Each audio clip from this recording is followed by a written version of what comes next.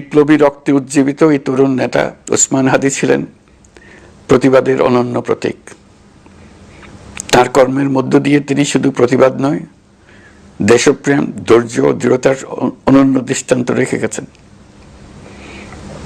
আমি দেশের সকল নাগরিকের প্রতি আন্তরিক আহ্বান জানাচ্ছি, আপনারা ধৈর্য ও সংযম বজায় রাখুন।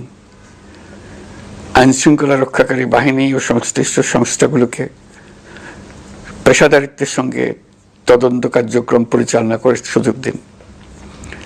রাষ্ট্র আইনের শাসন প্রতিষ্ঠায় সম্পূর্ণরূপে প্রতিশ্রুতিবদ্ধ।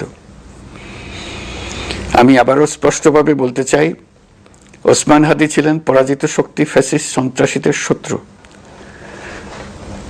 তার কণ্ঠ স্তব্ধ করে বিপ্লবীদের ভয় দেখানোর অপচেষ্টা সম্পূর্ণভাবে ব্যর্থ করে দেন। ভয়, সন্ত্রাস কিংবা